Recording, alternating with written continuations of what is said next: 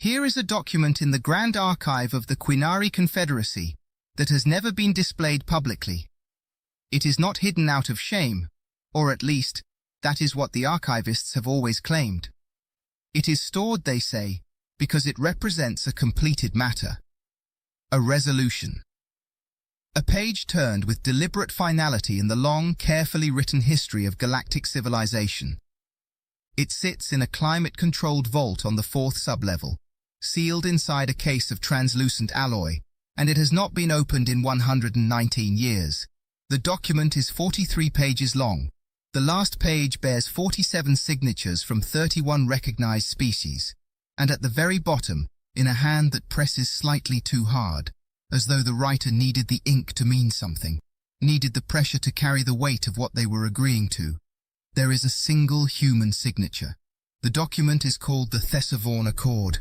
The galaxy knows it simply as the Silence. I am Orath Vel Sunaris, 3rd Consul of the Quinari Outer Reach, and I have read that document 11 times. The first time, I was young and newly appointed, and I read it with the easy confidence of someone who believed that old agreements were simply old history, settled, done, belonging to a generation of diplomats long since returned to dust. The 11th time I read it 3 days ago, alone in my office at the edge of Confederacy space, with a cup of cold tea forgotten on my desk and a transmission playing on loop behind me that I could not stop watching no matter how much I wished I could. The transmission showed a Velhari patrol fleet, 22 warships, the pride of the Outer Reach, reduced to scattered debris fields in under 4 minutes. Not by pirates, not by the Maverin Collective, not by any of the 17 threat categories currently monitored by the Confederacy Intelligence Division. By humans. By a species that signed away its right to wage war 119 years ago and has not, officially, fired a weapon in anger since. I set down the Thesavorn Accord on the 11th reading and sat very still for a long time, watching the debris spiral slowly in the transmission's frozen final frame. And I thought about the word officially. I thought about how much weight that single word had been quietly carrying for over a century. And I thought about Consul Primarch Vian Dorath, the Quinari diplomat who negotiated the accord, who pressed humanity's pen into human hands and called it mercy. And I wondered what he would have said, watching this transmission, in that moment when the debris stopped moving and the silence of space filled the screen. I think he would have said nothing. I think he would have understood at last what the humans understood the moment they signed. That the accord was never mercy. It was a dare. The galaxy did not ban humans from war because it feared them. It banned them because it was tired of being reminded what war actually looked like. Let me tell you what happened.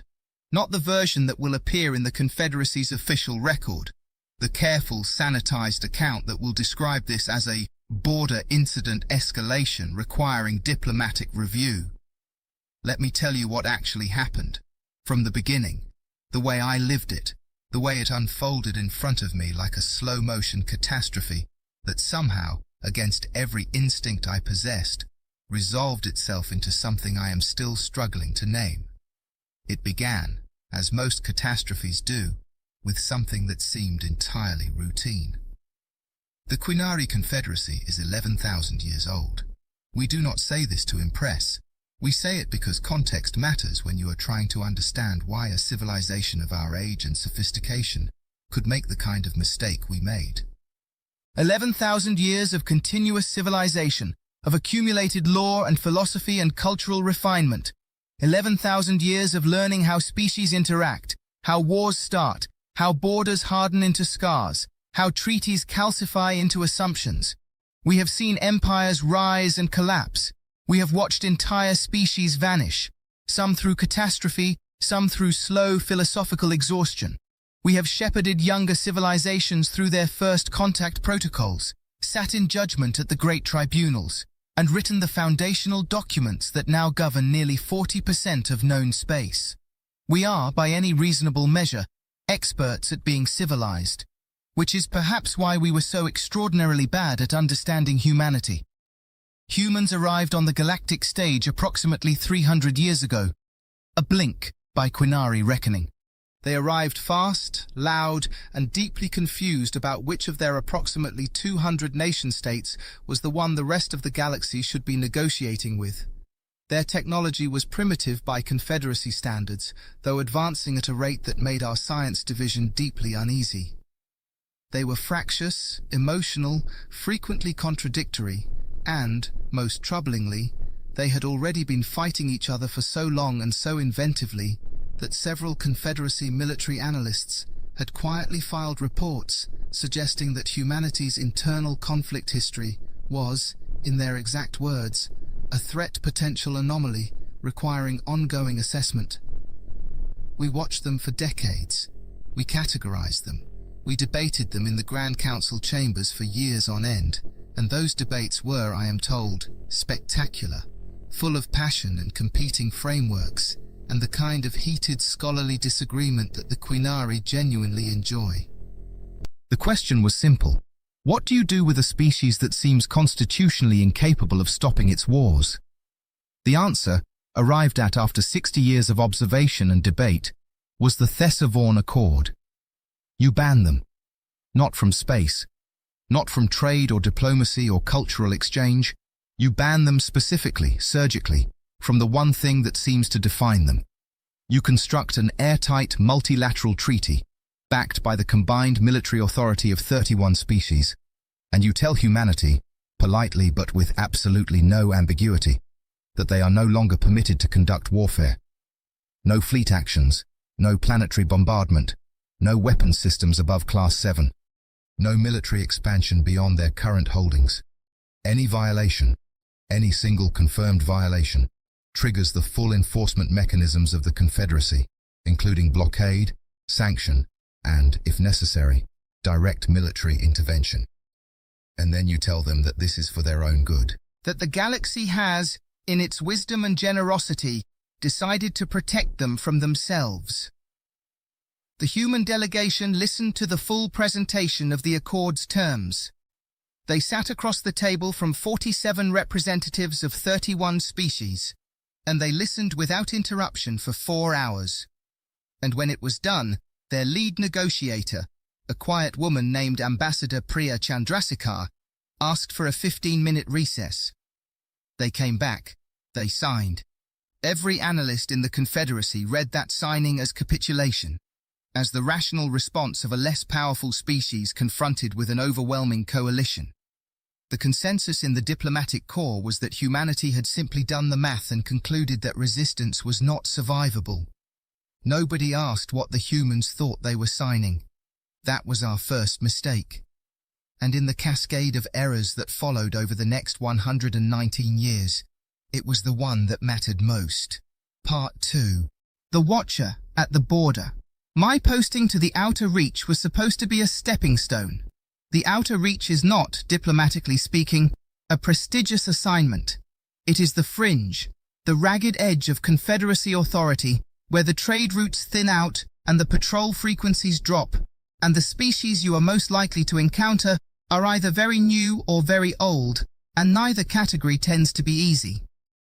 I had expected to spend 3 years there filing routine reports, managing the occasional border dispute, and waiting for a transfer to somewhere more central, more consequential, more likely to produce the kind of work that gets noticed.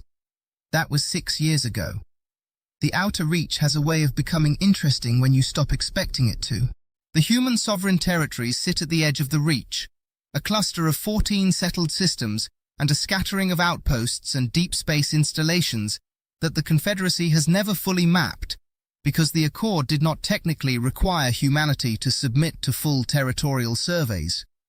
They are close to the Reach's administrative center, close enough that I have dealt with human vessels and human representatives on a near-weekly basis throughout my posting. I know their protocols. I know their paperwork. I know the cadence of their communications, and the particular way their diplomats phrase requests that are actually demands, and demands that are somehow phrased as questions. I thought I knew them. I was comfortable in that knowledge. I had, without quite realizing it, made the same mistake the Confederacy had made 119 years ago. I had looked at humanity's surface and decided that was sufficient. The first sign that something was wrong came 11 months ago, and I very nearly missed it entirely. It was a routing anomaly. A Velhari cargo hauler, one of the mid-range commercial vessels that services the outer trade lanes, reported an unexpected encounter near the edge of the human sovereignty buffer zone.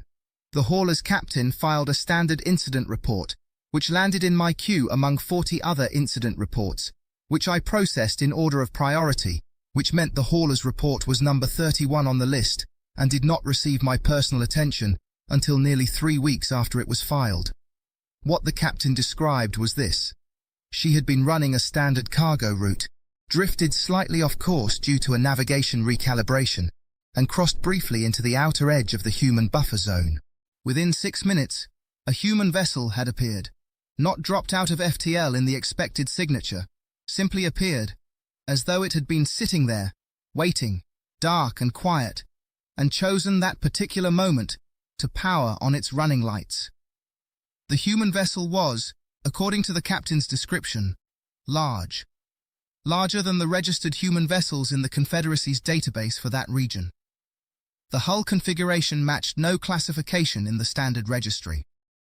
It did not challenge the Velhari hauler. It did not threaten it.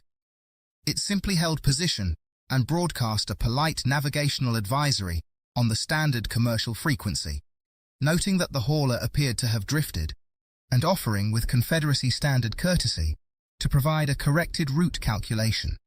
The hauler corrected course and departed. The human vessel powered down its running lights and, for all practical purposes, disappeared again. I read this report and filed it under routine, border proximity, no action required. I should have done the math on the appearance time. 6 minutes from the moment of course deviation in a region of space that the Confederacy's sensor grid showed as essentially empty. A ship that large, responding that fast, appearing that silently.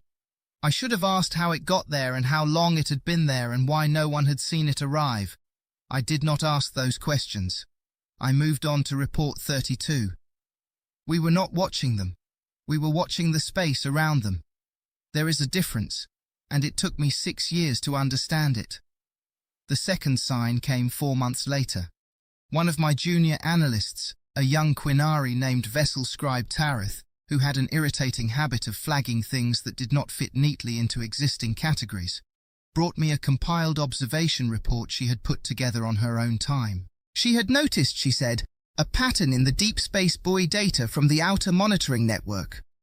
The human sovereignty buffer zone was, by treaty definition, a region of space around human territories within which other species were discouraged from conducting detailed sensor sweeps.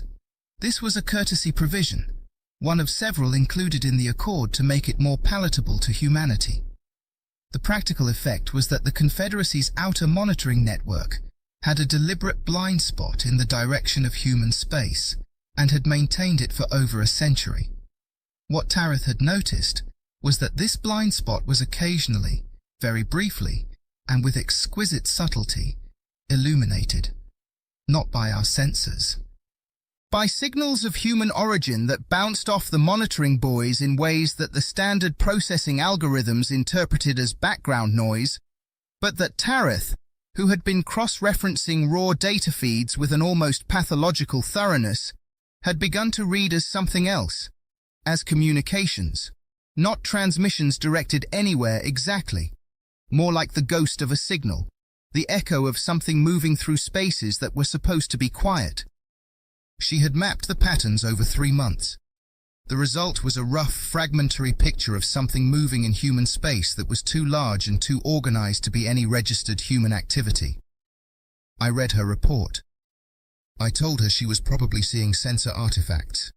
I told her the analysis was interesting and she should continue monitoring but not to escalate it without more concrete data. She looked at me with the expression of someone who has more to say and has decided not to say it, which I have since learned is a look that good analysts give to bad administrators, and which I should have taken more seriously. I did not. The third sign was the one I could not ignore. Part 3. What broke the sky? The Maverin Collective is not a civilization in any sense the Confederacy would formally recognize. They do not have a homeworld in the conventional sense. They do not have a government, a diplomatic structure, or any consistent set of cultural values that could be used as a negotiating foundation. What they have is numbers and hunger, and a collective decision-making process that functions with terrifying efficiency when pointed in a direction it cares about. They are, in the most honest assessment any Confederacy document has ever offered them, a locust fleet, an expansionist predator civilization that has consumed 7 settled systems in the last 40 years and shows no indication of changing its fundamental operational logic. The Confederacy has been managing the Mavoran problem for decades. Managing is the correct word. We have not stopped them. We have redirected them, delayed them, established buffer zones and containment protocols, and negotiated the surrender of peripheral systems in exchange for protection of more critical ones. It is not honorable exactly, but the alternative, direct confrontation with a distributed fleet that outnumbers any force we could concentrate, has never been an option the Grand Council has been willing to authorize. The Maverin came toward the outer reach 14 months ago. They did not come directly. They came the way they always come, at an angle, touching border systems first, testing sensor responses and patrol frequencies, probing for the places where the Confederacy's attention was thinnest. They moved through the Tharex corridor, which had been depopulated of its Velhari settlements 3 years earlier, in what the official record calls a voluntary relocation program, and what the settlers called something rather different. They established forward positions. They sent advance elements ahead to identify navigation hazards and fuel sources. And then, 11 months ago, right around the time a Velhari hauler was filing a routine incident report about a large, unregistered human ship appearing from nowhere in 6 minutes, the Maverin Collective's advance fleet entered the region of space immediately adjacent to the human sovereignty buffer zone. Whether they knew what was on the other side, I cannot say with certainty. Intelligence suggests they did know, in the sense that they had access to Confederacy territorial maps that clearly marked the human territories. Whether they understood what that meant, whether they understood anything about the Thesavorn Accord or the species that had signed it, is a question that, given subsequent events, seems almost poignant to ask. The Maverin Advance Fleet numbered 63 vessels, standard Maverin configuration, fast, lightly armored, built for overwhelming and consuming rather than sustained engagement. They crossed into the human buffer zone on a heading that would take them directly through 2 of humanity's outer systems within 18 days. The Confederacy's Outer Reach Patrol Division, the 22 Velhari warships I mentioned at the beginning, the ones in the transmission I cannot stop watching, was dispatched to intercept and redirect, not to fight the Mavorin. To get between them and the human systems, issue a formal navigational challenge, and buy time for a diplomatic contact to be established. I authorized that dispatch. That is my name on the authorization order. I did it because it was the standard protocol, because the Velhari fleet was experienced, because redirections of this type had worked 17 times in the last decade. I did it because I had a model in my head of how the Mavorin behaved, built from 40 years of accumulated incident data, and that model said a formal Confederacy intercept had a high probability of producing a course correction.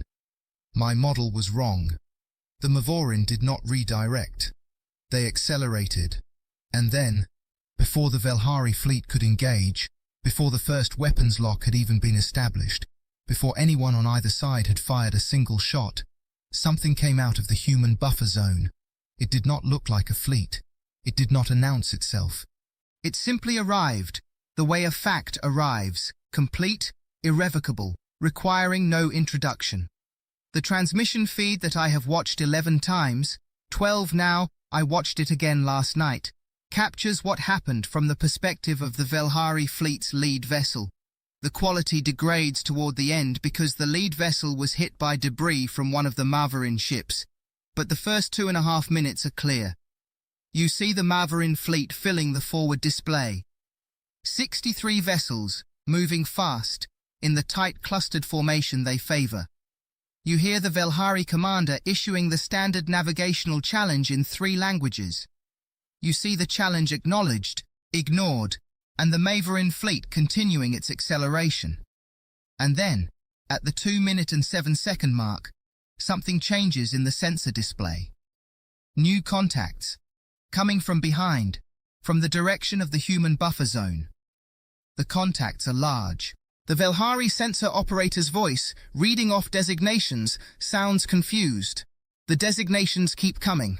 14, 22, 31, 40. The operator's voice stops trying to count. The contacts do not decelerate. They do not form up into an engagement line. They come through in a spread formation that covers an extraordinary volume of space, a 3-dimensional net, not a wall, moving at a speed that the Velhari sensor system, calibrated for Confederacy military vessels, initially misreads as a sensor error before recalibrating and confirming. They are moving very fast. There is a moment, 4 seconds, exactly I have counted, where nothing happens. Where the Maverin fleet and the incoming human contacts exist in the same sensor display and neither is firing. 4 seconds of the transmission where I imagine every time I watch it that someone on the Maverin command vessel is looking at what is coming and performing the same arithmetic I perform when I watch. Mass, velocity, formation spread, weapon signatures, response time to intercept, and arriving at the same answer. The Maverin fleet breaks formation. Not a tactical redirection. A break, a scatter, each vessel peeling away from its neighbors on its own heading. The tight collective formation dissolving into 63 individual trajectories, all pointing away from the incoming contacts. The Maverin do not do this. In 40 years of engagement records, the Maverin collective has never broken formation under threat. Their doctrine does not include individual retreat as a meaningful option. Their collective decision-making process has never, to the Confederacy's knowledge, produced an output that looked like fear. 4 minutes after the human contacts appeared on the Velhari sensors, the Maverin fleet, 63 vessels, was debris. Not damaged, not disabled, not redirected. Debris. The human fleet, I counted 47 ships in the transmission before the feed degraded, though I have since been told there were more, did not pursue the scattered Maverin remnants. It decelerated to 0 relative velocity in the middle of what had been the Maverin formation and held position. And then, on the standard Confederacy diplomatic frequency, a message came through in clean, unaccented Quinari. Outer Reach Command, this is Sovereign Territories Defense Coordination. We apologize for the disruption to your patrol route. Please advise if any of your vessels require assistance. We will hold position until you confirm. I sat in my office for a very long time after watching that transmission. My tea went cold. My assistant pinged me twice and I did not answer. I sat and I thought about the Thesavorn Accord and the 47 signatures on its final page. And I thought about the word officially, and I thought about a quiet woman named Ambassador Priya Chandrasekhar, who had listened to 4 hours of terms and asked for a 15-minute recess before signing. And then I thought about what the humans had known, and when they had known it, and how long they had been quietly getting ready. I pressed the comm. Get me a direct channel to the sovereign territories. I need to speak to whoever is in charge of that fleet. Part 4. The conversation. The channel took 40 minutes to establish, not because of technical difficulty. The communications infrastructure in the outer reach is adequate, if not exceptional, but because the human end required verification at multiple levels before routing the connection. I was told this politely, by a human communications officer who sounded not the least bit apologetic, in the way that someone sounds when they are not apologetic but understand that acknowledging that fact would not be productive. When the channel opened, I was looking at a woman who appeared to be somewhere in her early 50s by human aging standards, which, I reminded myself, placed her chronologically within the period during which the Thesavorn Accord had been in effect. She had dark skin and silver-threaded hair cut very short, and she was wearing a uniform I did not recognize. Not the Confederacy observer uniform that human representatives typically wear when dealing with us. Something else. Something that had the look of function rather than ceremony, muted grey-green with minimal insignia. "Consul Sunaris," she said. Her quinari was excellent. "I'm Admiral Sarah Okafor, Sovereign Territories Strategic Command. I understand you have questions." I had at that moment approximately 90 questions. I chose the one that seemed most immediately important. "The Thesavorn Accord prohibits any military fleet action by human forces," I said. "What you just did constitutes a direct violation of an agreement signed by your government under the full authority of the multilateral coalition." Admiral Okafor did not look away. She had the particular quality of stillness that I have come to associate, over my years in the outer reach, with humans who are very sure of where they stand and very patient about explaining it. "Consul," she said, "I'd invite you to read Article 17 of the Thesavorn Accord, specifically subsection C, paragraph 4. I did not have the accord in front of me, but I had read it 11 times, and Article 17 was about enforcement mechanisms, and subsection C was about the conditions under which enforcement could be triggered, and I had never read paragraph 4 closely, because paragraph 4 was one of the boilerplate self-defense provisions that appeared in every major multilateral treaty, and that no one ever found particularly remarkable." I pulled the accord up on my secondary screen while keeping my eyes on Okafor. Article 17, subsection C, paragraph 4. "Nothing in this accord shall be construed to limit the right of any signatory party to take such defensive measures as are immediately necessary to prevent the imminent destruction of recognized settlements, civilian populations, or sovereign territorial holdings, provided that such measures are proportionate to the threat presented and are immediately reported to the Confederacy Diplomatic Commission." I read it twice. "The Maverin fleet," I said slowly, "was not yet within your sovereign territories." "The Maverin fleet," Okafor said with the same patient stillness, "was on a confirmed intercept heading with 2 of our outer systems, traveling at a velocity that would have brought them to civilian populations within 18 days. We have the trajectory calculations. We submitted them to your office this morning along with our formal notification under Article 17. Your records should reflect receipt." I checked. They did. Filed at 0340 station time while I had been asleep, processed by the automated intake system, flagged routine, sitting in my queue at position 26. I felt something shift inside me. Not anger. Something colder than anger. The particular sensation of realizing that you have been standing in a room for a long time and only just noticed all the exits are marked.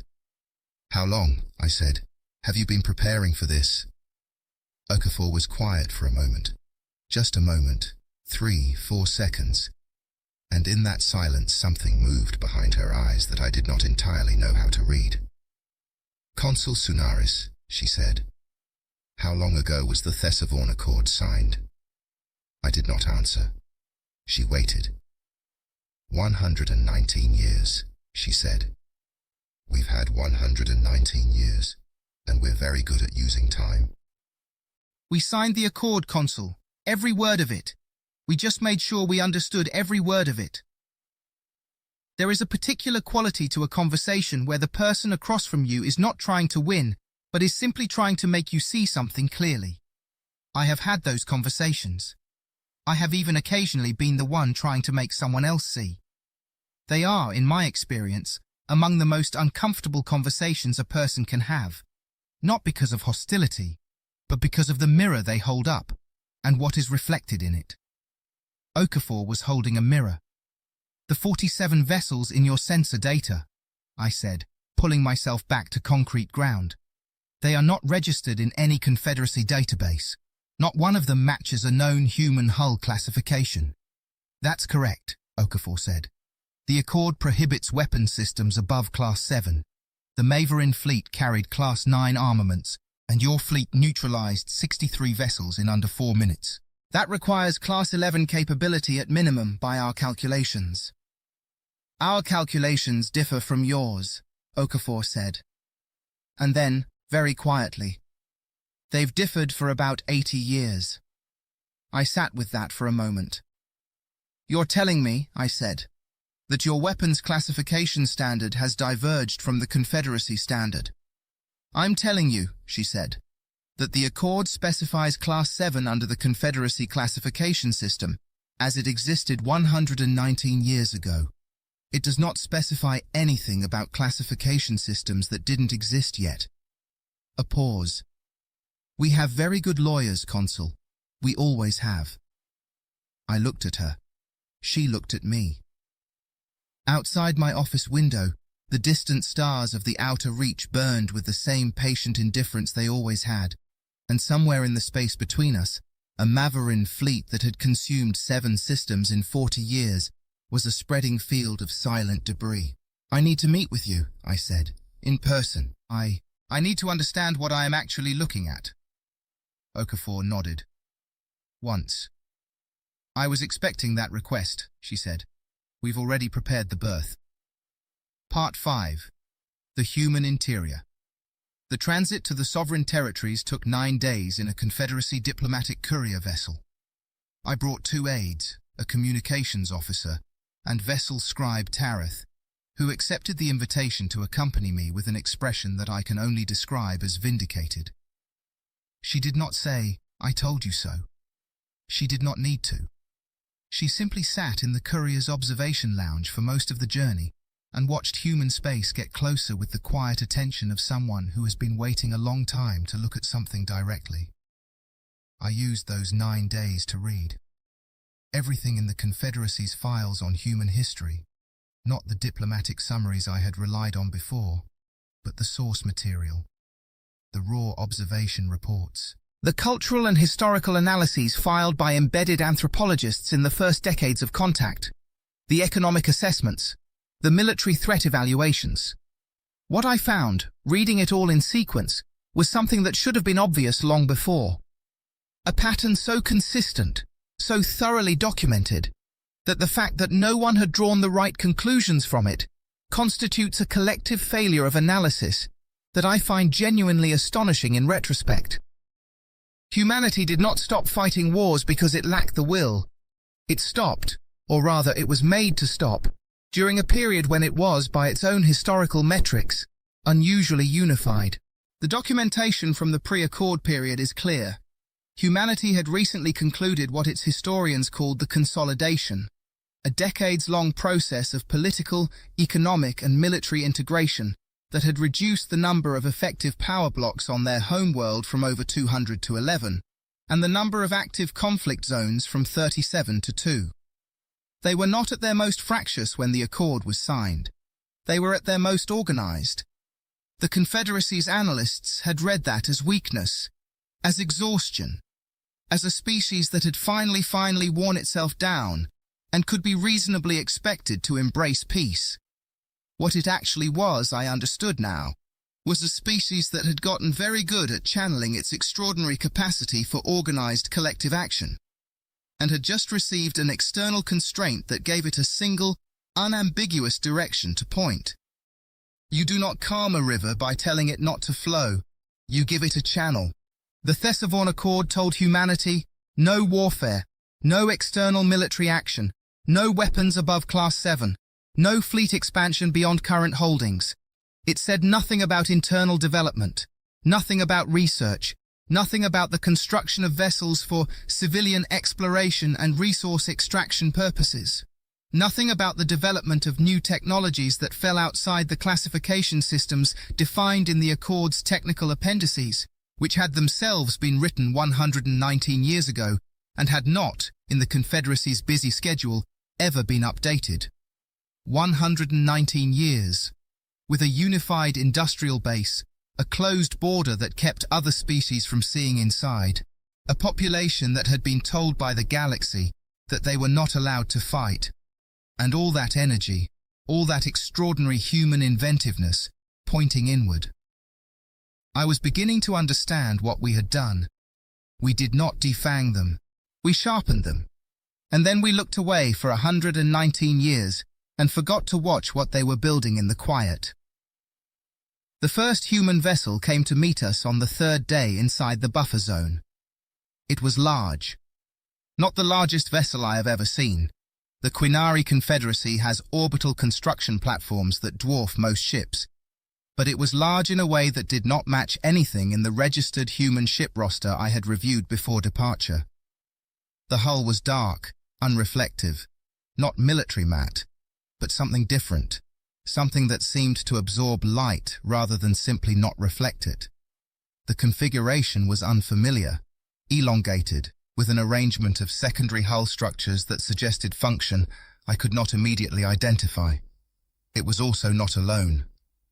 As we drew closer and our sensors resolved the surrounding space more clearly, I began to see others, further off, darker, holding at the edge of sensor range as though they were positioned there deliberately, which of course they were. Our escort hailed us with perfect Confederacy protocol courtesy. The officer on the channel introduced herself as Lieutenant Commander Yua Tanaka, and she guided us toward the rendezvous point with the kind of precise, unhurried professionalism that I have learned to associate with people who are very confident in exactly where they are and exactly what is around them. "Consul Sunaris," she said at one point, "will be passing through the outer orbital ring of Sovereign Station 7 in approximately 2 hours. The station is large. I'd recommend your forward cameras so you have the full view. It's easier to understand at first sight than from description." I took her advice. I was in the observation lounge with Tareth when Sovereign Station 7 resolved from a sensor contact into something visible. It was a ring around a star. Not a complete Dyson structure, not the full enclosure that theoretical physics describes as the end point of a sufficiently advanced civilization. Not yet. But a ring, a structure of extraordinary scale, clearly incomplete at several points along its arc, but clearly and deliberately building toward completion. The sun it encircled was a yellow dwarf, ordinary in itself, but the light it shed illuminated the ring structure in a way that made the scale viscerally clear. I sat in the observation lounge of a Confederacy diplomatic courier vessel, and I watched a ring around a star slide past my window, and I heard Tareth, who is not given to exclamation, say something very quiet in a voice she clearly did not mean me to hear. She said, "How long have they been building that?" I did not answer. I was thinking about the Thesavorn Accord, about the clauses restricting military fleet expansion, about the total silence in those clauses regarding large-scale civilian energy infrastructure, about what happens to a civilization's industrial capacity when it has a star's worth of power. Part 6. Admiral Okafor, in person. Sovereign Station Prime was the meeting point, the human installation that the Confederacy's records described as their primary diplomatic interface facility, and that bore about the same relationship to that description as an ocean bears to the word water. It was a space station, yes. It had diplomatic facilities, yes. It also had, by my rough estimation during the approach, a docking capacity that exceeded the combined fleet parking of the 3 largest Quinari orbital stations, and an interior volume that my aide Consul Assistant Reth spent the entire approach trying to calculate, and eventually gave up on. Admiral Okafor met us at the docking ring personally. She was shorter than I had expected. Human perceptions through a communications screen are imperfect, and she moved with the economical precision of someone who has spent a great deal of time on stations and ships, and has long since stopped wasting motion. She wore the same grey-green uniform as in our transmission. 2 aides flanked her at a respectful distance. She offered me the human greeting gesture, an open hand extended, and I took it, and she shook once, firmly, and let go. "Welcome to Prime," she said. "I thought you'd appreciate seeing it directly." "It is larger than your files indicate," I said. "Most things are," she said, and there was something in the way she said it that made me think she was not talking about the station. She walked us through what she called the public sections of the station, and I want to be careful here about how I describe what I saw, because there is a temptation in retrospect to make it sound overwhelming, to describe it as something that immediately made the scale of the situation clear. It did not feel overwhelming. That is the remarkable thing. It felt functional, enormously, quietly, efficiently functional. The corridors were clean and well lit, and full of humans moving with purpose. The docking bays we passed through were organized with a thoroughness that reminded me of the best Quinari logistical centers. Everything worked, everything fit, everything was exactly where it needed to be. That was the unsettling part, not the size, the fit. We came to a conference room, large but not ostentatiously so, with a view of external space through a wide window. Okafor gestured us to seats and took one herself, without ceremony, without the positioning rituals that Confederacy diplomacy considers important. She put her hands flat on the table and looked at me. "Ask what you actually want to ask," she said. "We have time, and I'd rather be direct." I considered my list of 90 questions. I set aside most of them. I asked the one that had been sitting at the center of everything since I watched the Marvarin fleet become debris. "How many ships?" I said. Okafor looked at me steadily. "That we have, or that were in that engagement?" "Both," I said. She was quiet for a moment. Not evasive, thinking. The kind of thinking that someone does when they are deciding not how much to reveal, but how to say something clearly. "In that engagement," she said, "we deployed 62 vessels from the 7th Reach Defense Group. That group represents approximately 11% of our standing rapid response capacity." I processed that. "And total fleet strength," I said. "Total commissioned hulls across all designations," she said, "is a number I'm not authorized to share with a non-allied government. What I can tell you is that your current estimate, the figure in your active intelligence files that your analysts arrived at last year, is low by a factor of approximately 9. Reth, seated beside me, made a small sound.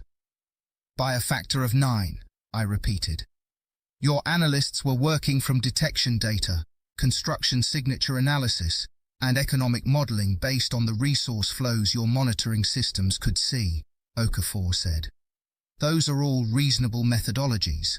The problem is they were looking at the inputs that were visible." She paused. "We've had a lot of practice at deciding what to make visible." I thought about the routing anomaly, the cargo hauler, the large, dark, unregistered ship that had appeared in 6 minutes from what sensors said was empty space, issued a polite navigation advisory, and disappeared again.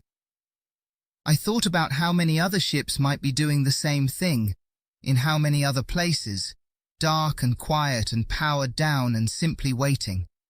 "The Accord," I started. "The Accord," Okafor said, "specifies fleet expansion beyond current holdings.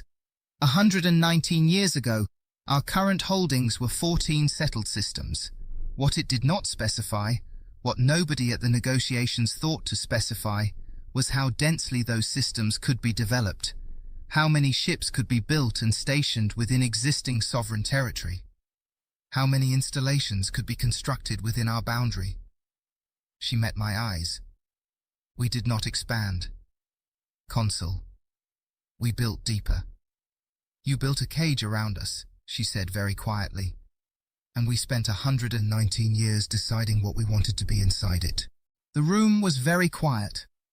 Outside the window, Sovereign Station Prime continued its rotation, and the stars beyond it continued their eternal, patient burning, and I sat in the center of everything I had misunderstood and tried to find a solid place to stand. "Why?" I said finally. "Did you respond to the Mavorin incursion? You could have waited, let the Confederacy handle it, stayed inside your borders, and maintained the ambiguity you've spent a century cultivating." Okafor was quiet for a long moment, longer than she had been quiet before. When she spoke, something had shifted slightly in her voice. Not softer exactly, but more direct, as though she had decided to set something down. "Because they were coming for our outer settlements," she said.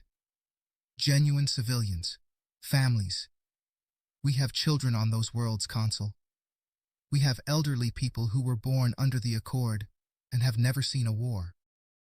She held my gaze. We understand restraint. We are extremely good at restraint. But restraint is a choice, not an absence.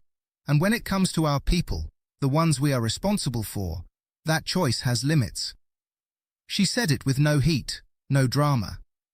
The matter-of-factness of it was somehow more powerful than any emphasis could have been. There is also, she added after a pause, the fact that those were 22 Velhari warships in the path of the Maverin advance. Your people. We weren't only protecting ours. I had not thought of that. In the 9 days of transit, and the 90 questions, and all the arithmetic of fleet sizes and weapons classifications, I had not thought of the 22 Velhari warships that had been positioned directly between the human territories and the Maverin advance. That if humanity had stayed inside its borders, those ships would have been the first to engage. That the engagement would not have gone the same way. That the debris field in the transmission might have been theirs. I sat with that for a while. Thank you, I said. We're neighbors, Okafor said simply. That means something to us. Part 7. The walk through the yards. On the second day, Okafor offered us a tour. Not of the station's diplomatic facilities, not of the public spaces we had already walked through, of the construction yards. I accepted immediately. Reth shot me a look that suggested this might be intentional on the humans' part, that they were choosing to show us this, and that choosing to show us meant they had decided we should know. And I acknowledged the look with a slight nod that meant yes, I understand, and yes, we are still going. The yards were external to the main station structure, attached by transit corridors that took us through several pressure doors and 3 security checkpoints, each of which scanned us with technology I did not fully recognize and processed us with a speed that suggested the systems were very good at deciding very quickly. The human technicians staffing the checkpoints were courteous, efficient, and thoroughly incurious about us in the way of people who have been briefed that VIP visitors are coming and have decided to simply get on with their work. The viewing platform overlooked the main yard. I have seen Quinari construction yards. I have seen the Velhari deep space assembly facilities near their home system. I have seen, in archival footage, the great construction projects of the early Confederacy period, when the infrastructure of modern galactic civilization was being built by species who were working at the absolute limit of their industrial capacity. The human yard was not like those. It was not about scale in the way that ancient Confederacy projects were about scale, the overwhelming, almost desperate grandeur of civilizations reaching beyond their natural grasp. It was about density, about the sheer organizational compression of an extraordinary amount of activity into a coherent, efficient space. There were ships in various stages of construction. I counted 43 active construction bays before I stopped counting because the number was becoming meaningless. There were vessels being fitted that I could identify and vessels being fitted that I could not. Hull types I had no classification for, configurations that suggested roles I could not immediately name. There was one ship that stopped me. It was in the central bay, the largest by some margin, and the one that had clearly been active the longest. The vessel under construction was not yet complete, but its lines were far enough along to read. It was enormous, not by the largest possible standard of enormous, but well into the range where scale itself becomes difficult to process without reference points. Its hull was darker than any material I recognized, and its primary axis was oriented along a structural geometry that I spent several minutes looking at before I understood it was not the configuration of any known engagement doctrine. "What class is that?" I asked Okafor, who stood beside me looking out at the yard with the comfortable ease of someone in a familiar place. "We call it a sovereign class," she said. "It's a new designation, the third hull of its type. When it's complete, another 18 months, it will be the most capable vessel in human inventory. It does not match any engagement configuration in Confederacy doctrine," I said. "It's not built for any engagement in Confederacy doctrine," she said. I looked at her. "What is it built for?"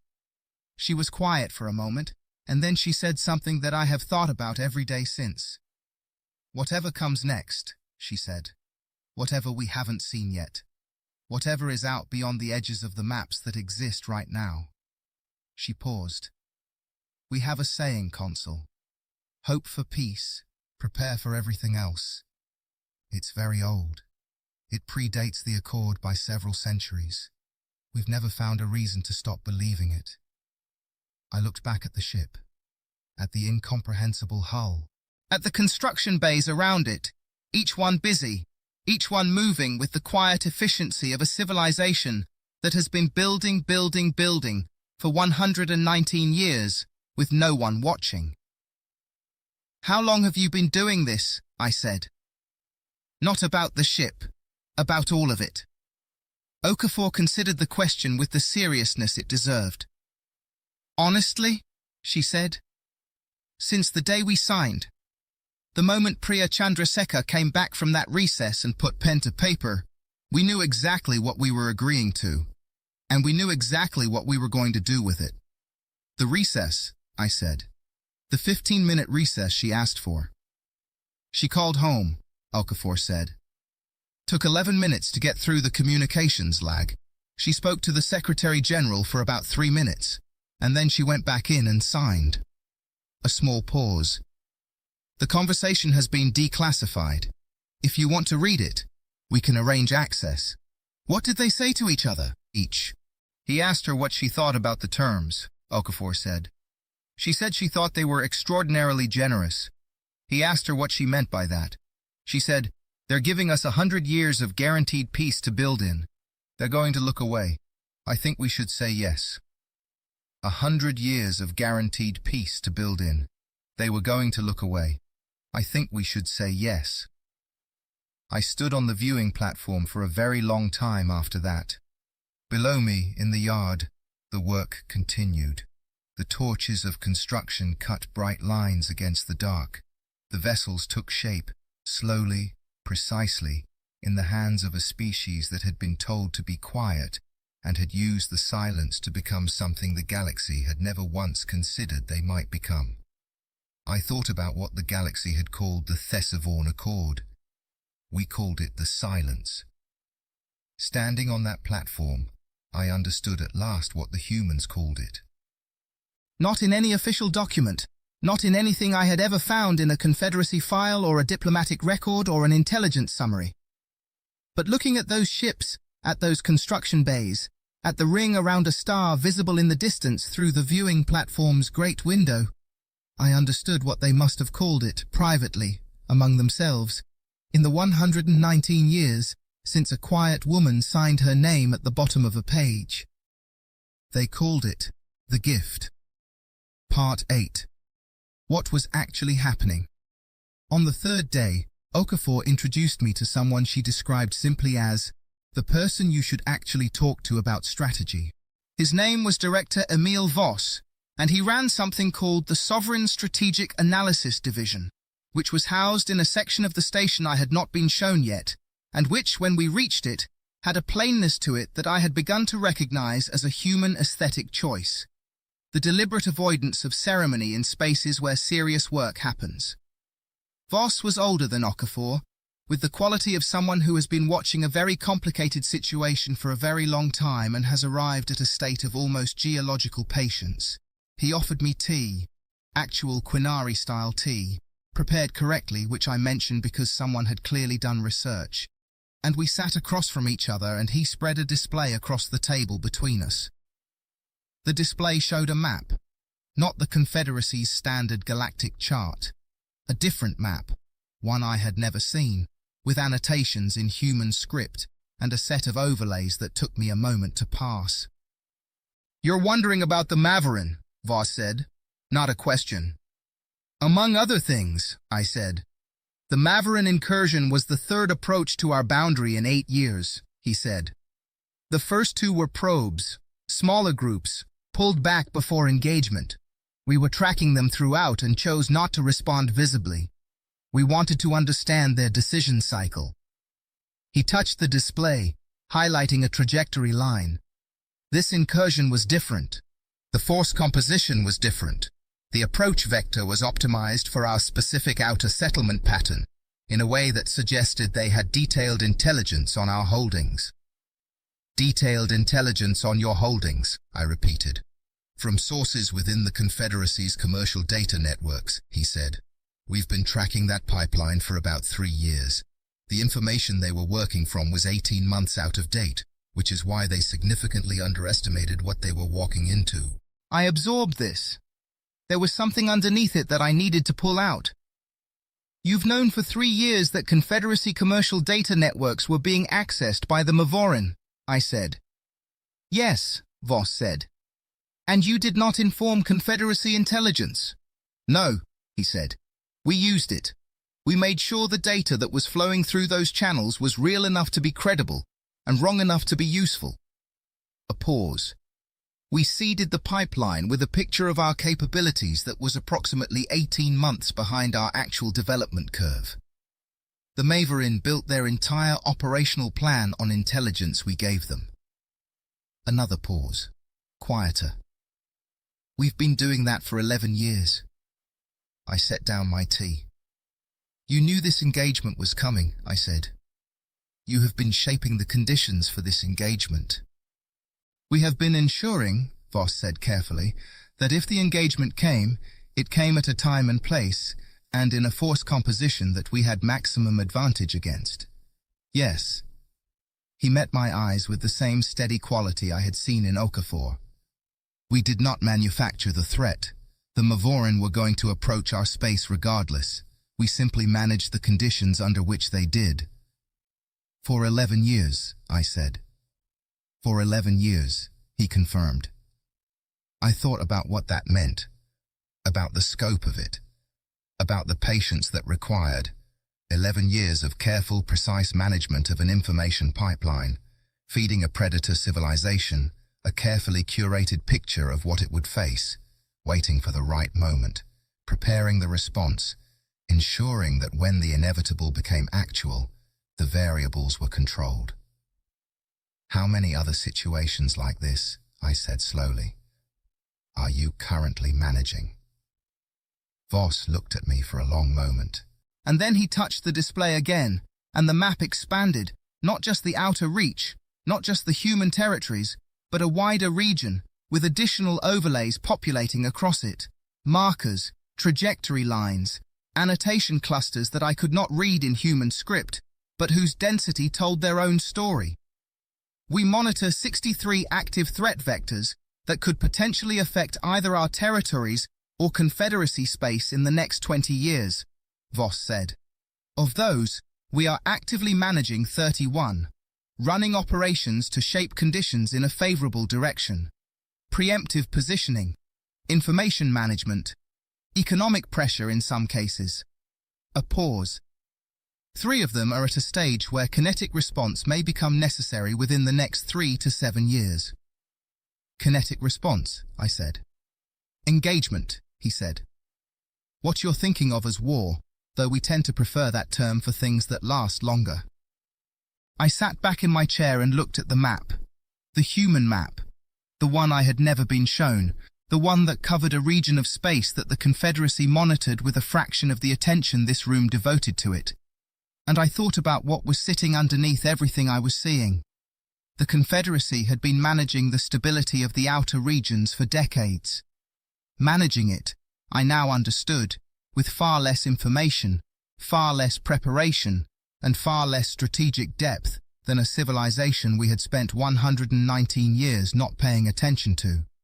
The 22 Velhari warships I had sent to redirect the Mavorin had been operating on the Confederacy's standard threat models, which were apparently 18 months behind the operational reality because someone had been feeding false intelligence into commercial data networks for 11 years, and we had never noticed.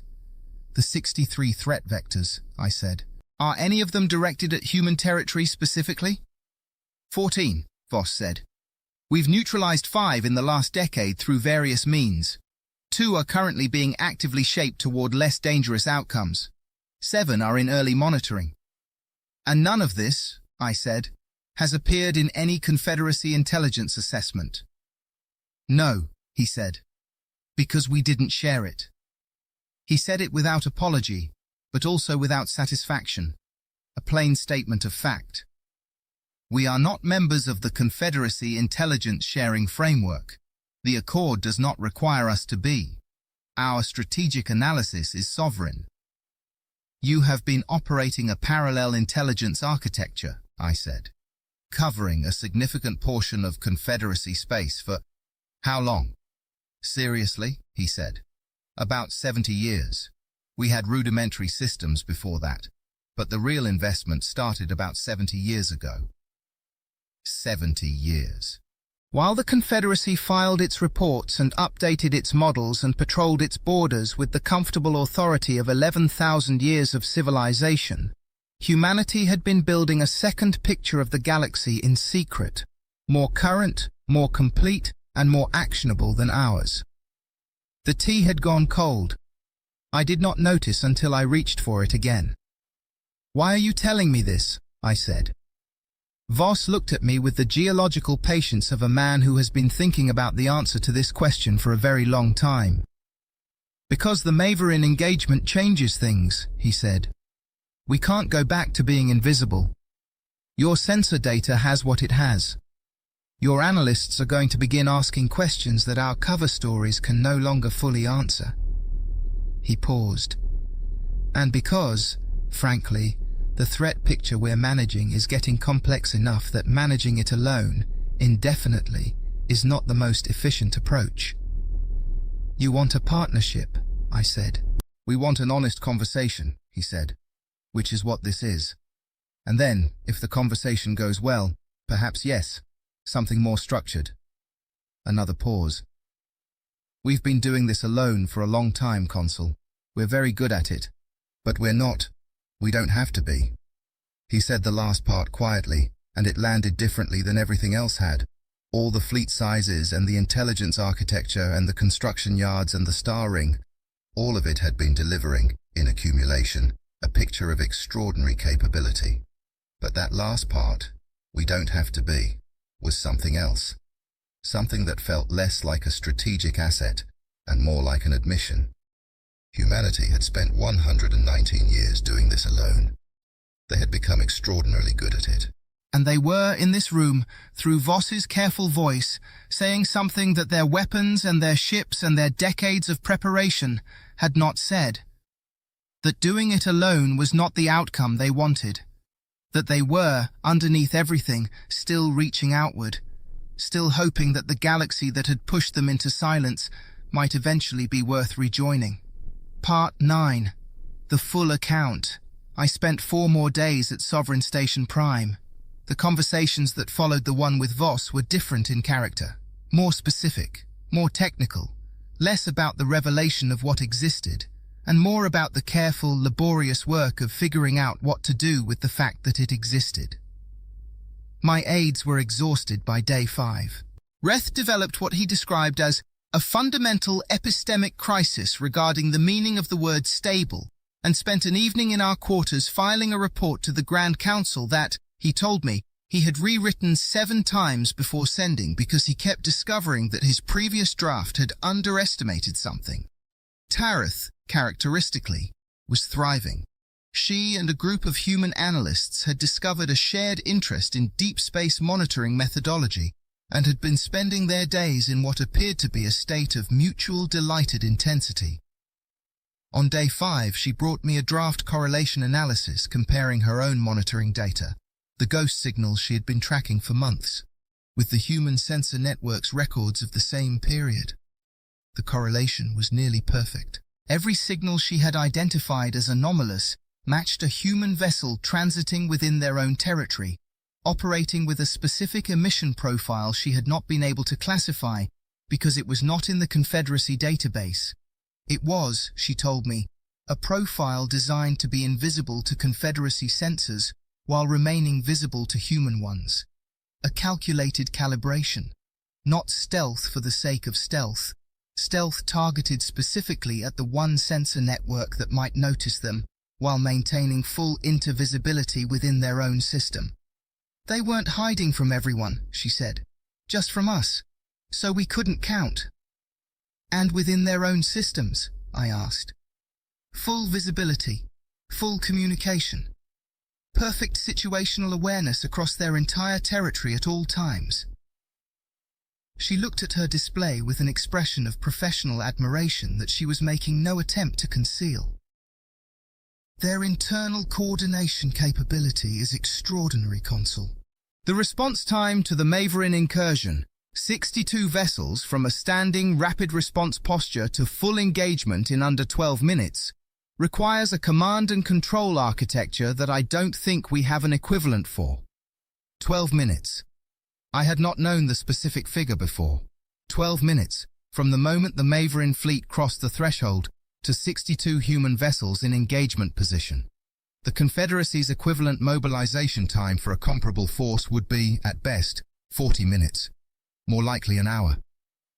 I thought about what that meant, about a species that had spent 119 years not being allowed to engage external threats, and had used that time to develop an internal coordination capability so refined that it could put 62 vessels anywhere in their territory in 12 minutes. About what it meant that the one thing the Accord had prevented, external warfare, was the only thing they had not been able to practice. Everything else they had practiced constantly, internally, among themselves, in the closed-off silence of sovereign space that nobody thought to watch. "Tareth," I said. "Yes?" "When you filed your anomaly report, the one I told you was probably sensor artifacts." She was quiet for a moment. "Yes," she said. "How confident were you?" Another pause, shorter this time. 91%, she said. "I ran it 4 times. I only filed it because it was 91%, and I thought someone senior should know." A pause. "I would have filed it at 80%, honestly." "I'm sorry," I said. "I should have listened." She looked at me with the expression of someone who has already processed this and moved on. "We're listening now," she said. "That's the part that matters." On the last evening, Okafor and I sat alone in a small room off the main conference suite. This was not scheduled. She had asked if I had a few minutes, and something in the asking had made me say yes immediately. We had 2 chairs by a window that looked out at the external station framework and the stars beyond it, and she had a glass of something amber that I declined, and we sat for a while without speaking. "The Grand Council is going to review the Accord," I said eventually. It was not a question. "We know," she said. "We've been expecting it since the engagement." "There will be voices calling for stronger enforcement," I said, "for a revised treaty with more comprehensive restrictions." "I know," she said. "I want you to know," I said carefully, "that I will not be one of those voices." She looked at me. Her expression did not change exactly, but something in it settled, the way a breath settles when something expected has been confirmed. "No," she said. "I didn't think you would be." "I'll be honest with you," I said. "What I am going to tell the Grand Council will not be easy for them to hear. The assessment I file will be comprehensive, and it will be accurate, and it will describe, as clearly as I know how to describe it, what the last 119 years of the Thesavorn Accord actually produced. Which is," she said, "a humanity that is more capable, more organized, more strategically sophisticated, and more thoroughly prepared for any foreseeable threat than any analysis suggested was possible," I said. "A humanity that has been operating a parallel security architecture covering a significant portion of Confederacy space for 70 years. A humanity that neutralized a threat that the Confederacy has been managing for 4 decades. Managed, not resolved, in under 4 minutes, with forces it could deploy in under 12. I paused. A humanity that, at every step, has operated exactly within the terms of an agreement it understood far better than the parties who wrote it. Okafor was quiet. "And," I said, "a humanity that deployed those forces when a Confederacy patrol fleet was in the path of the Maverin advance, and then asked if our ships needed assistance, and then held position waiting for our answer." She looked out the window. "We're not your enemy," she said, quietly, simply. "We have never been your enemy. The accord was built on the assumption that we were, or that we would be. That the only way to make us safe for the galaxy was to take our capacity away. I know, I said. You can't take capacity away from us, she said. You can't cage a species and expect the cage to make them less. You just teach them everything they need to know about the value of preparation. She turned back from the window. We don't want a war with the Confederacy, Consul. We have never wanted a war with anyone who wasn't trying to kill our people. What we want, what we have wanted for 119 years, is to be seen clearly. To have the conversation that nobody thought we were capable of having. This conversation, I said. Yes, she said. This one. Part 10. The rule that was broken. I returned to Outer Reach Command 12 days after the transmission that started this. In my absence, my office had accumulated 146 messages, 3 formal inquiries from the Grand Council, 2 diplomatic protests from the Velhari Observer Mission demanding clarity on the unauthorized military action, and 1 message from Vessel Scribe Tareth, sent the day after I left, marked personal, which simply said, I pulled the raw data from the last 11 years, not just the last 3. You're going to want to see this when you get back. I dealt with the formal inquiries first. I sent preliminary reports to the Grand Council that were accurate but deliberately incomplete. Not misleading, but incomplete. I did this not because I was trying to deceive the Council, but because I understood, in a way I had not fully understood before the last 12 days, that the Council's current frameworks were not equipped to receive the full picture without producing a panic response that would be counterproductive to everything that actually needed to happen. You cannot hand someone information they are not ready to hold. You have to prepare them first. I had spent 12 days being prepared. The Council would need preparation too. I dealt with the Velhari protest next. The Velhari, to their credit, shifted from protest to something more complicated once I had walked them through the Article 17 analysis and the trajectory calculations that the human sovereign territories had filed at 0340 on the night of the engagement. The Velhari Commander Admiral who headed the protest mission, a thoughtful woman named Admiral Thesson Vor, read the trajectory calculations in my office and sat very still for a while, and then said something in her own language that my translation system rendered as "oh," but which, she told me afterward, was a considerably more comprehensive acknowledgement of the situation. They were going to hit us, she said. Yes, I said. And the humans knew they were going to hit us. Yes, before we knew. 11 years before, I said, in terms of when they began preparing the response. Admiral Thesson Vor looked at her copy of the trajectory calculations for a long moment. My protest, she said, needs to be reconsidered. Yes, I said. And I think, she said slowly, I need to file a very different kind of report to the Velhari Strategic Command than the one I was planning. That might be wise, I said. Then I read Tareth's message properly and asked her to bring me everything she had. What Tareth had found in 11 years of raw data from the outer monitoring network was a picture of movement within human sovereign space that, assembled in sequence and analyzed with the kind of obsessive methodology she applied to everything, told a story of extraordinary scope and coordination.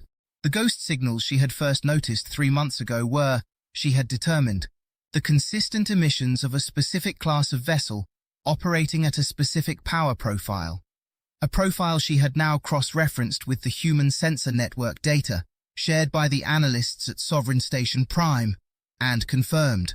They were patrol vessels, deep space patrol vessels, operating on continuous cycles within the human buffer zone and within sovereign territory, not the light patrol configuration that the Confederacy's registered human vessel data would suggest, but heavy patrol, coverage optimized, operating in overlapping patterns that left, as she mapped them, almost no dead zones in the approach corridors to human space. For 11 years that patrol coverage had been there. She could see it in the data once she knew what to look for. Regular, precise, every weather, every condition coverage. Not reactive, not mobilized in response to a threat. Constant. The default state of human space was, and apparently had been for at least 11 years, and possibly much longer, a continuous comprehensive patrol posture that the Confederacy had never seen, because nobody had thought to look for it in the data that was technically available. The Maverin Advance Fleet had crossed into a buffer zone that was under continuous heavy patrol by an unknown number of human vessels. The 62 vessels that had responded to the engagement had not been summoned. They had been repositioned, redirected from their existing coverage patterns to an intercept in 12 minutes, because they were already there, already in the dark, already watching. The humans had not reacted to the Maverin incursion. They had been waiting for it. The galaxy banned humans from war. It never banned them from waiting. And humanity, it turned out, was extraordinarily patient. I sat with Tarith's report for a long time. Outside my office window, the outer reach continued its patient existence. The trade routes and the patrol cycles and the ordinary, complicated business of a civilized galaxy going about its affairs. And I thought about the Thesavorn Accord and what it had been built to do and what it had actually done. And I thought about the question I had not quite been able to formulate until now. The Accord was supposed to be the answer to a problem. The problem was, humanity is a warlike species.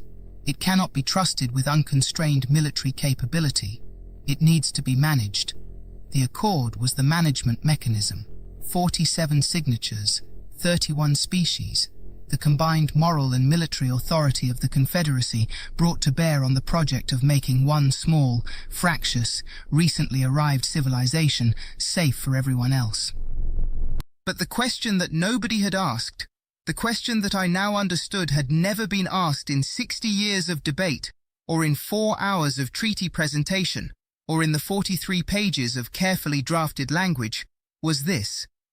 What if humanity did not need to be managed?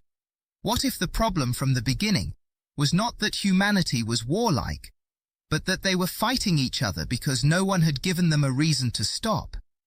What if the consolidation, the decades-long unification that the Confederacy's analysts had read as exhaustion, was not a civilization wearing itself down, but a civilization arriving, for the first time in its history, at sufficient unity to look outward? What if the thing the galaxy had feared, humanity's extraordinary collective capacity for organized violence, was not a pathology, but a capability, waiting to be pointed at something worthy of it? What if the Accord had given them that worthy thing?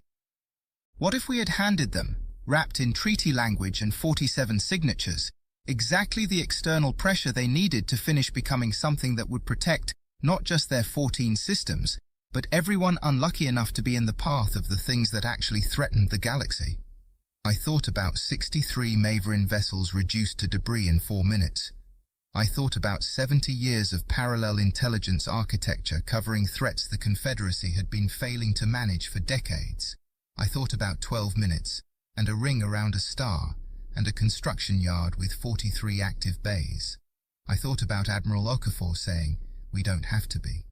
And I began, slowly and carefully, to write the report that would be the most important document I would produce in my career as a diplomat. Not because of what it revealed about humanity, because of what it required us to acknowledge about ourselves. Part 11. The rule that was never the point. The Grand Council session was held in closed chambers, which is reserved for matters the Council deems sensitive enough to require restricted attendance. I have attended 6 such sessions in my career. This was the first one where I was the primary presenter. There were 41 representatives in the chamber. I had sent them all a redacted preliminary briefing, enough to prepare them for the scale of what I was going to present, not enough to let them arrive with hardened positions. The room had the particular quality of suppressed tension that develops when people who are accustomed to certainty have been told to expect a surprise. I spoke for 3 hours. I did not use notes. I had given Reth the summary documents to distribute, but I spoke from the 11 days I had lived, and the 6 years before them, and the 119 years before that. I told the council about the routing anomaly I had filed under routine and the Tarith report I had called sensor artifacts. I told them about the ring around the star, and the 43 construction bays, and the 12-minute response time, and the 63 Maverin vessels, and the gap between our intelligence estimates and the human fleet by a factor of 9. I told them about Article 17 and the 15-minute recess and what Ambassador Chandrasekhar had said to the Secretary-General in 11 minutes across a communications lag. I told them about the 70 years of parallel intelligence architecture. I told them about the 31 actively managed threat vectors. And then I told them about the conversation in the small room off the conference suite, and the window with the stars outside it, and Admiral Okafor saying, "We are not your enemy. We have never been your enemy." The chamber was very quiet when I finished, the kind of quiet that is not the absence of sound, but the presence of a great deal of thinking happening very fast in a very small space. The Council Primarch, the most senior diplomat in the Confederacy, a Quinari of extraordinary age and experience who had been in the chamber for all 6 of the closed sessions I had attended, looked at me for a long time before she spoke. Her name was Serenvel Amandris, and she had been negotiating galactic politics since before I was born, and she had a face that had spent decades perfecting the art of not revealing what was happening behind it. But I saw something move behind it now, something I had not seen there before. "Consul Sunaris," she said, "are you telling this council that the species we have been managing as a potential security threat for 119 years is currently the most capable military actor in the outer regions?" "I am telling this council," I said, "that the species we have been managing as a potential security threat for 119 years has been managing actual security threats in the outer regions for approximately 70 years, with a degree of competence and restraint that exceeds anything our current apparatus is capable of producing." I paused. "And that they have been doing it without asking us for anything, without violating the terms of the Accord as they understood them, and without at any point using the capability they had developed to threaten any Confederacy member or interest." Silence. "They saved the Velhari patrol fleet," Admiral Thesson Vor said from her seat. She had been authorized to attend as an observer. "I have reviewed the trajectory analysis. My fleet would have been in the path of the Maverin advance. The engagement outcome would have been different." More silence. "The question before this council," I said, "is not whether to revise the Thessavorn Accord, to impose stricter restrictions. That option is no longer meaningful. I want to be direct about this. The Accord's enforcement mechanisms, which depend on the ability to project sufficient force to deter violations, presuppose a military relationship that no longer reflects reality. We could attempt to revise the Accord. We could attempt to impose new restrictions.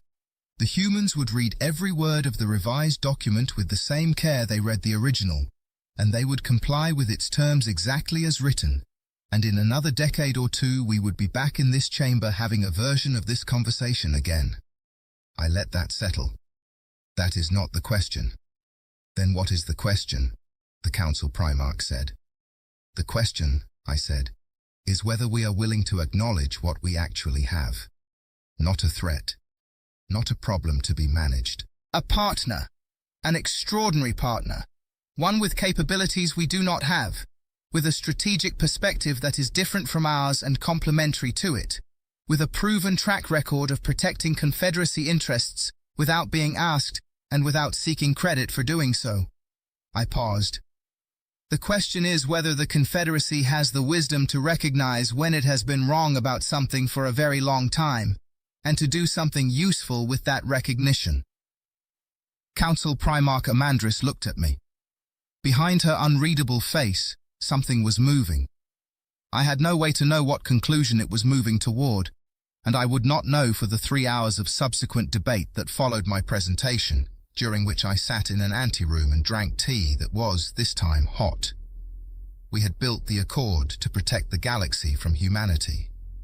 We had not considered that humanity might spend a century and 19 years building something to protect the galaxy instead. When Reth came to get me from the anteroom, his face had the carefully neutral expression of someone delivering news he cannot quite categorize.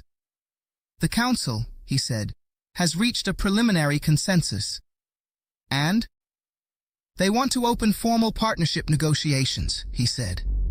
"Full membership review track, not the observer classification. They want to start with a joint security framework for the outer regions and expand from there." He paused. "Council Primarch Amandris says she wants you to lead the delegation." I thought about that, about what leading that delegation would mean. The months of negotiation, the careful work of building something new on the ruins of something that had never quite been what it claimed to be. About what it meant to go back to Sovereign Station Prime, this time not as someone arriving with questions, but as someone arriving with an offer. "Tell the Council Primarch I'll need Tareth on my team," I said. Reth almost smiled. "She'll be pleased to hear it," he said. Epilogue. What the rule was always about. There is a second document in the Grand Archive now.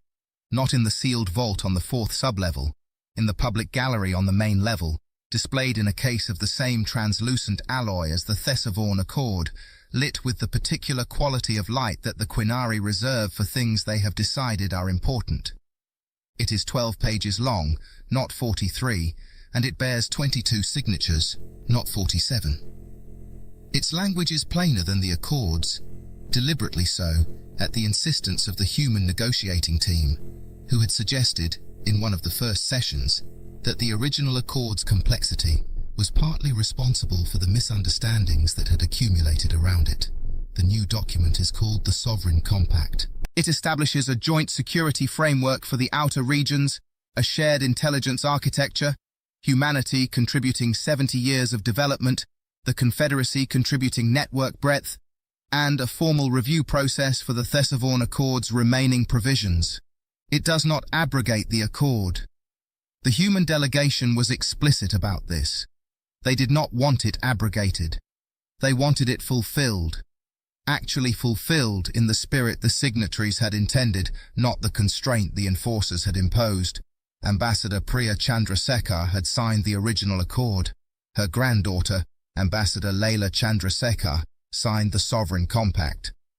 I thought about that during the signing ceremony, about the 119 years between those two signatures and what they contained. About the generation that had taken a pen and signed away their species' right to wage war, understanding exactly what they were doing and exactly why. About what it takes to believe, with enough conviction to stake a century on it, that your children will be ready when the time comes. I returned to my office at Outer Reach Command after the signing ceremony and found in my message queue a communication from Admiral Okafor. Brief, no preamble. Consul Sunaris.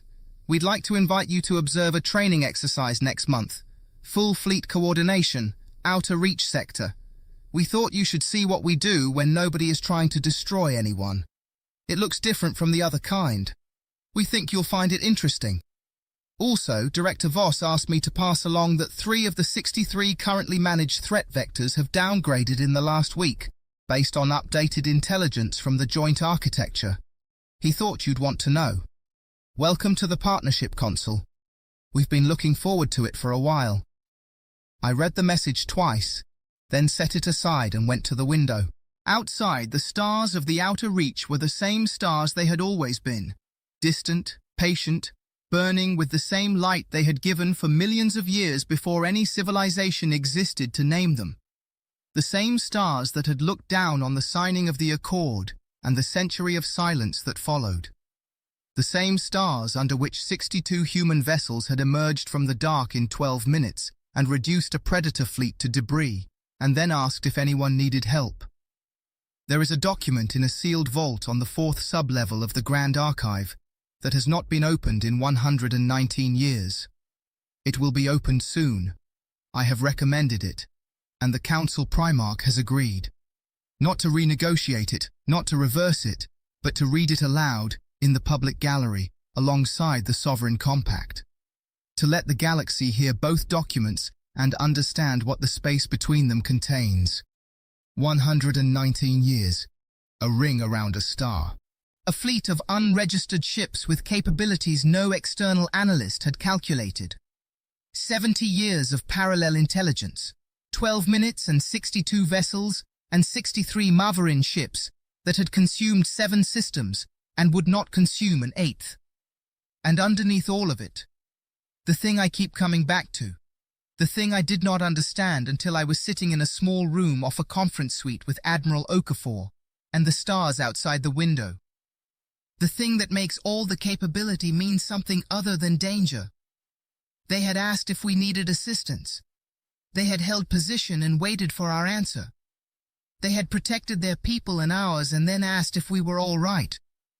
The galaxy banned humans from war because it was afraid of what they were, because it looked at their history of conflict and their capacity for organized violence and their extraordinary ability to coordinate toward a common purpose, and it saw a threat that needed to be contained. It did not ask what they would become if you gave them peace.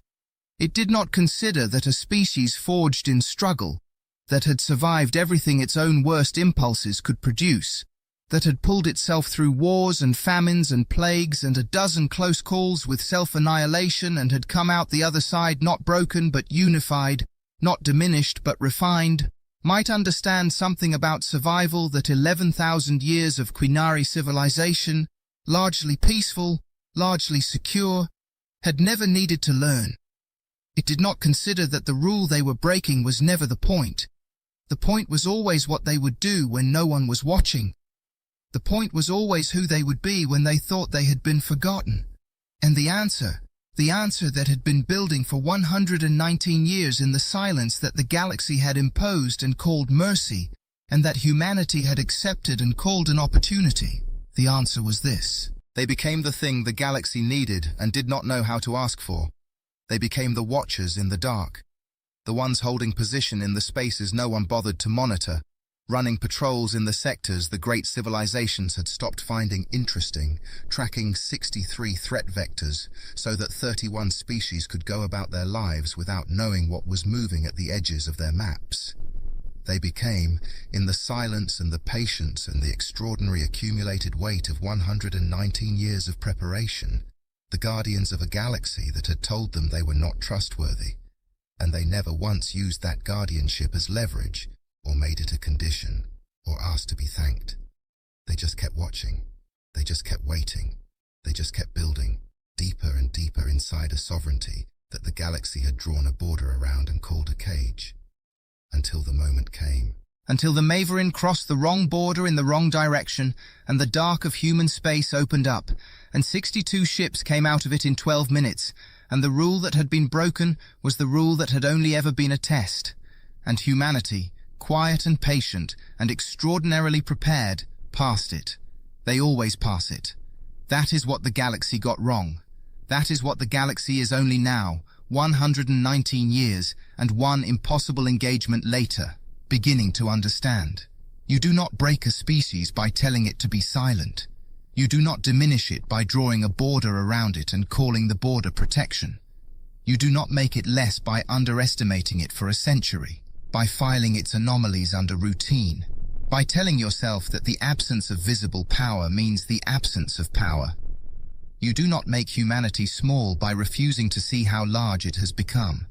You only prove that you were never paying sufficient attention.